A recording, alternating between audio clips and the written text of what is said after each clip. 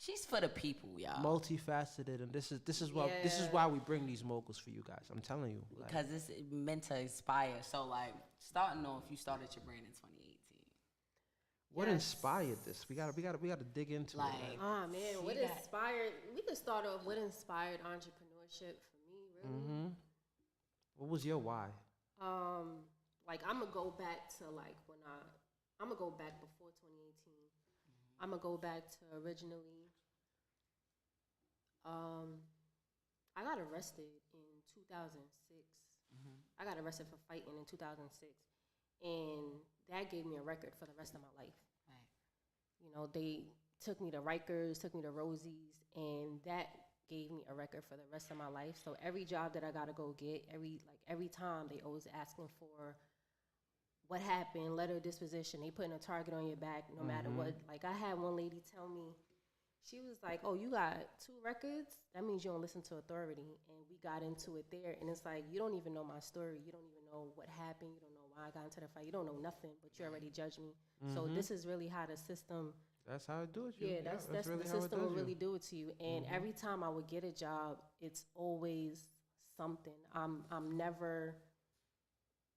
always just in that arena by myself. Right. Like they always have an issue with my personality because I'm too potent. I'm too strong. Yeah, I do my job and I'm educated and I know what's right. I know what's wrong. So they're always like, it's always static, everything. And then I'm just like, yo, I just always had it in me. I just felt it like they gonna keep putting a target on my back. These jobs is always something, and God's just showing me the sign like, yo, this is not really for you. Right. You know, make your bread, make your money, but I need you to still work on your craft the gift that I gave you in the whole interim. Right. Like that, the whole having a record, the whole going to jail, family's not listening to you. Of course, the cops don't care, the system don't care. So what are you gonna do for yourself? You really in this fight for yourself. You really in this fight for yourself. So being a black woman, then getting arrested, having the record on your back, it's just already so many targets. That's just like, they're already saying, all right, she black, right? Then she got a record. And they're like, all right, now she powerful, she educated, right? Now she got an aura, right? Because when a woman, a black woman specifically, right? When they talk up and speak up, it's immediately a problem. It causes the triggers. It causes the triggers for everything else, right? So it trickles down. So how did you use that power to propel you to the next step? When you analyze, yo, look, this when God spoke to you and said, all right, this ain't for me. What was your thoughts in that moment? To be honest, I just went out there and got it because I just knew I didn't have excuse me, I didn't have no parents. I didn't have nobody else going to do it for me. So I just knew that I just really had to go out there and get it. That was real. I didn't have no second thought. There's nobody that was going to give me no handouts. I knew how I felt. And knowing that you want to do something for yourself that nobody has done before in your family, in your surroundings, everybody thinks you crazy. Nobody wants to listen to you. It's not possible. It's not possible. Oh, what are you going to do? What are you going to do? And you just got to really just believe in yourself. That was it. I never cared what anybody ever had to say because at the end of the day, and I also looked at what I don't want to be. Right. I don't want to work for the rest of my life for somebody else. I don't want to. It's just so many feelings that I just have, and God just kept showing me like all right, keep going to these jobs. I'm gonna show you. It's gonna be a problem. Somebody gonna have an issue. And that was just it. I just had to go with my gut. Right. That's beautiful. So, what would you say was like your first step? Like, what was the thing that, like, now that you had that motivation, like, what was the step that, like, really, like, you put your feet in that pool, like? Excuse me. So let me see. So then when I lost my dad in 2014.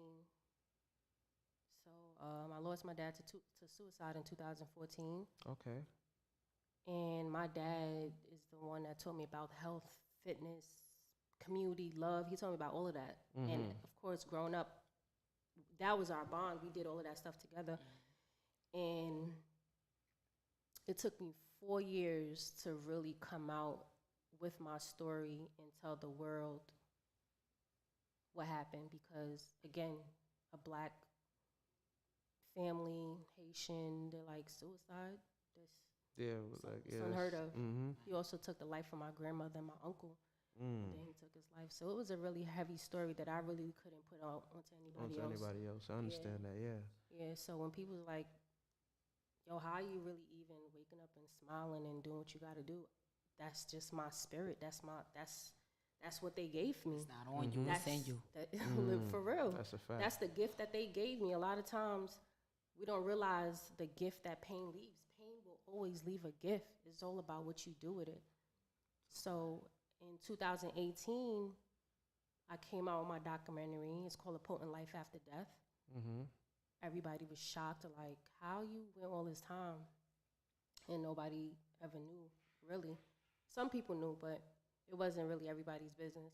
And then what I really did around that time for those 4 years that I was silent, I worked out a lot, which was something that me and my dad did a lot. So the physical fitness, movement is medicine. That's what really helped me fight my deep rest. Like, that's what really helped me fight that. Okay. And then once everybody realized, look, yo, you work out a lot. They don't know my story. They didn't know my story. But they were really just pushing me to be a personal trainer, somebody in the community. I would just always get called out to do something for the community and be the face. And that was really just it. Once I just started realizing that I could monetize or just really make a life off of changing people's lives based off of what I've been through. Because I seen where the gap was. I seen a lot of people needed that help. And I just had it. And seeing like when people gravitate towards you, you gotta hone in your gift. Talk about it. So that's a beautiful story, because even without knowing your story and your trauma and your pain, they still saw something in you that was something that was not only for just them, but for the whole community. Right. Yeah, they did. No matter how many times people was pushing me, yo, you should do this, you should do it. And in the beginning, I was like, nah, like, I'm not, I didn't understand until I finally understood, like, oh, okay. This is when I started tapping into who I really am. Like, all right, you a leader. They want you to lead, just lead. You was able to connect that story to so many other people, because like now they looking at it as like, yo, damn, like she fought through this. She building up my fire. It's like you ignited the spark for everything, because now people looking at it. Because now what I think is like mental health, right? Or automatically off the rip, like you seen a direct connection of what mental health and how precious mental health is, and how like you could look good, you could be alright, but in reality, like your mental was in shambles or whatever. So like you worked out through that, and like it's a direct correlation to working out. Absolutely. And your mental health. Absolutely. So like for you to even embody like overcoming the pain and just like embodying like what it's like to really take over the mental that's to another person, it would have caused them to trickle, but it caused you to like really propel and get to where you at. Like that shit is golden right there. Like that's a golden gift. How have you used that?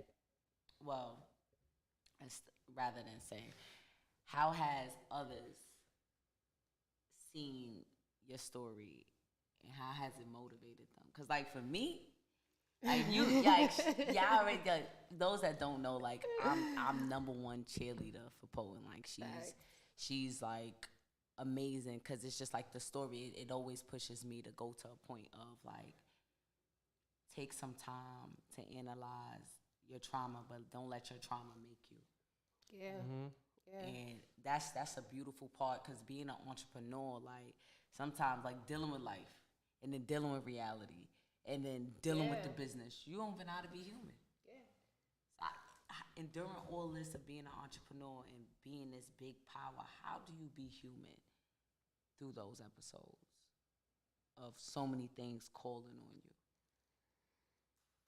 My biggest thing, and what I tell everybody, just be yourself, to be honest, because I know a lot of times like when you're looking on the outside world, a lot of people want to be somebody else. A lot of people feel like they should be further. Like I never cared about taking a break on social media. I never cared about like just being by myself. I never cared about being in my own space. I never cared about being me. Like a lot of times you just have to sit in your own solitude and really analyze what really is going on in your life. A lot of times people don't want to sit quiet. They don't want to be by themselves. They're fear of their own thoughts. They feel like they're afraid of all of that stuff, but only you can really heal you. Right. Mm-hmm. Because you're going to listen to there's so much motivation you won't listen to, but only you, who's going to execute? Mm-hmm.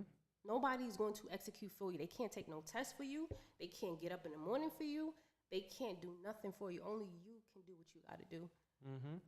And that's just really it. So telling people like, yo, I just need time to myself. I'm not upset. I don't feel no type of way. I just need time to myself and take my own rest and do it by myself. I don't need to be out at every party. Like I did that already. I did that. I don't need to be drinking 24/7. I did that.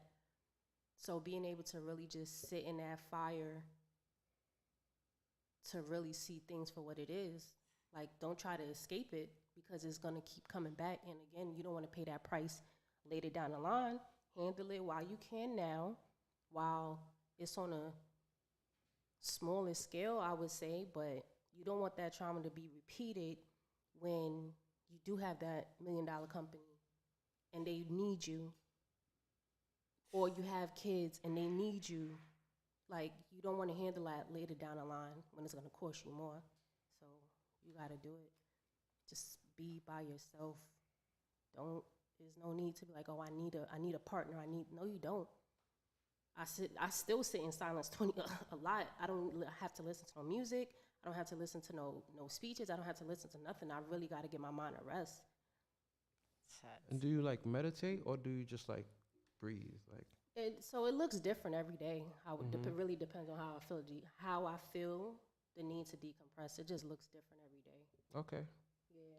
And you just that's good because mindfulness is everything. Like if it's a walk, if it's some fresh air, if it's like, all right, I'm gonna sit in this dark and like whatever. Like people look at these things like something's wrong with you, or are you okay? Are you down? No, you really need to rest. We in a world where nobody shuts up. Mm-hmm. Nobody shuts up. Nope. Somebody always got something to say. Mm-hmm. And it's like when you got that time to escape, it's precious. Your peace is precious, and people don't realize that until when you get it, you're like, yo, I want this forever. Fact. Yeah. That's a fact. That's a fact. That's a fact. That's how I felt on the. That's how I felt on the beach this last Yeah. week. I was sitting there. I was like, damn. Do I really gotta go back? Like, how can I create this life forever?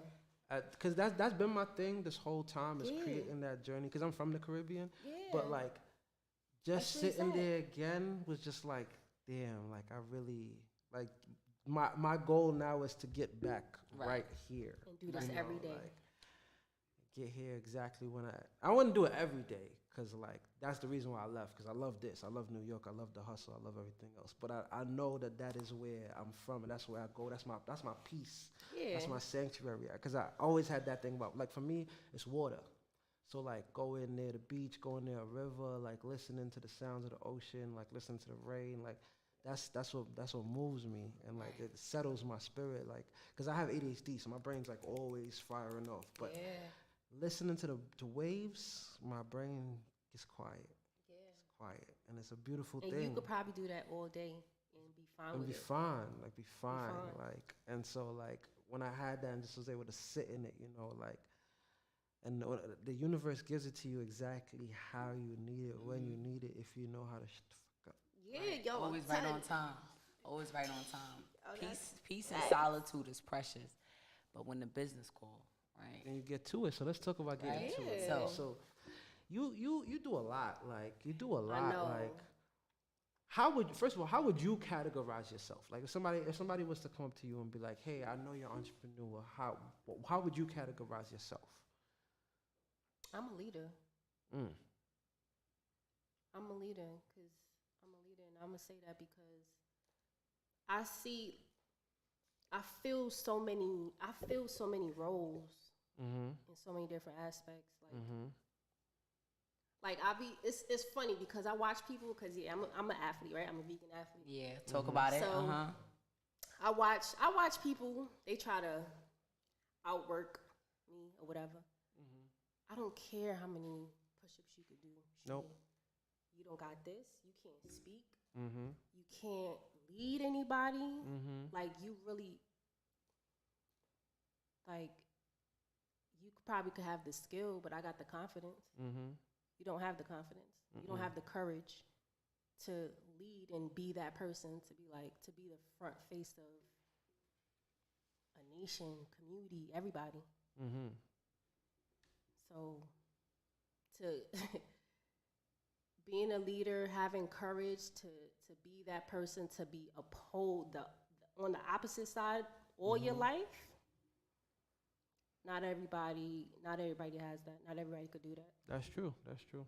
A lot of people is just going. They going to be colonized. I'm not going to be colonized. Right. So, being a leader, being a vegan athlete. I know that's like in a black home. That's the black sheep. like that's automatic. The black sheep. Like, yeah. Because we island girls too, so it's like to come into the family and say you're vegan, you're an athlete. So I'm a mogul. I'm an entrepreneur. Like I'm a face of so many different things. I'm a jack of all trades. How do you balance that life out, and how do you continuously set the tone for that life? Yeah, it's being yourself, right? But like that hard work, that consistency. What does that day look like? Like, just, like, panning that out. Well, first is knowing that you chose this life. It chose you, right? First, know that it chose you, and you can't reshuffle the cards. You can't reshuffle the deck. You can, but it's not going to get you nowhere. So you really got to understand, like, you can't turn back. So if you can't turn back, what are you really supposed to do? So every day you gotta. I tell people because I've done the burnout. I've been burnt out. I've had the entrepreneurship burnout because I want to go to this event. I want to go here. I want to go there. I want to work on my business. I'm still working everything. But you gotta plan your days out. You gotta know what you gotta tackle. Like if you want to make money today, all right, what can I do to make money today? If tomorrow's for research, tomorrow's going to be for research. If you're going to go out Wednesday, then go out on Wednesday. But you can't jam-pack your day. You cannot jam-pack your day. And if you want to rest on a Monday, rest on a Monday. That's my favorite. I don't work. Other than this, I don't work on Mondays. That's fine. Because people going to make you feel like, Monday, nothing. You're supposed to hit the ground. I was one of those people talking about no days off. But now that I used to be those people. I was that person. And I respect it for that point in my life. Because that helped me get ahead at the energy and the time when I get ahead. But now we here. Now we got the experience. Now we don't need to run around like yo, I don't have nothing to prove. I done proved to myself what I can do. I done pushed my capacity. And I gained what I needed to gain from that energy, that energy spent. You know, I need to spend my energy differently because I have different priorities now. Like, absolutely. When you run it for yourself, you could run all over. But when you run it for everybody else, you take careful with everybody's step. Fact. So how has the wellness, how has that been implemented into your brand? Because you do a lot with the wellness. So how has like the personal... your personal story. How did it lead to this wellness brand? It led to the wellness brand. Literally just, I was documenting everything that I was doing. Like, that's how people got into it. Like, I would just post all day in my stories. Literally just posting. I made a juice. I posted it. I'm taking a walk. I posted it. Whatever it was about self-care, DIY self-care, that's my biggest thing. I need people to know you do not need to spend a dime on your self-care. Like, if you don't have it, you know what I mean? Because a lot of people feel, I can't afford this. I can't. So, all right, here, boom. You don't have to. If you don't got it, you don't got it. You can take a bubble bath. You can light some incense. You can, like, literally just look outside your window, like you said, go buy some water. Yeah, my thing again, like it cost it me doesn't cost you. $275 one way and $275 back. That's all it did. It was for me. Like Yeah, and if you catch a deal, like I've caught deals for like 5 days to Miami, $60 round trip ticket. boom. Okay, so it may not happen at the time that you want it, but you could plan further ahead to get your self care. But I just a lot of times the stuff that I do and the foods that I eat, everything it does not cost a lot, and that's what I want people to know. Like it doesn't cost a lot because I remember growing up thinking like, damn, I can't afford that. My parents can't give me that. I still shop at the thrift store. Like I secondhand. It don't matter. It don't matter. Like because what you made of on the inside. Absolutely. That's really what it is. Absolutely. I like that. So how did you? So now that you had your story, right? Now that you've created your process, you've documented. How did you turn that process into a brand? Like, what was your steps in terms of like getting yourself out there, making sure people knew who you really was? Like, how you became potent? Listen, I was just outside. Like, shout out to Brooklyn, shout out to Wingate. I was old, so I started working out at Wingate Park. Oh, right. Wow, I was mad close to me. That's crazy. Yeah. I'm a Wingate head, so they just always show me love. They show me love in there because they knew I always came there to work. So they educated me on just life and just because most of them are vegans too. So they educated me on that one because I was sick for a whole year and doctors didn't know what was wrong with me. So I just take life into my health into my own hands. Again, with what my dad taught me growing up. So a mixture of all of that. So it was community that saved me. My ancestors, doctors had no answers for me. They were just trying to drug me up and medicate me. And I'm like, why are you trying to medicate me if you don't know what's wrong with me? The standard American diet. Right. You know what I'm saying? Right. And what I just also realized, my diet wasn't even bad at the time, but it was a mixture of stress. It was a mixture of, I was having a lot of seafood, so I really just had to realize what I had to cut out of my diet.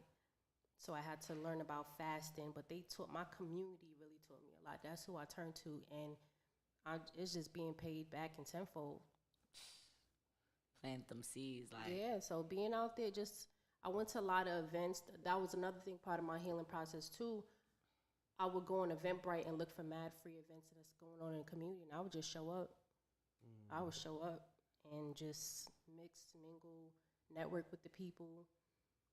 Facts. And this is just how I knew Eventbrite was my key. Yo, for networking events? What? Oh, what? It's mad free events on there. So again, people saying they don't have the money. Yo, throw some clothes on, find you a free event on Eventbrite, and just go.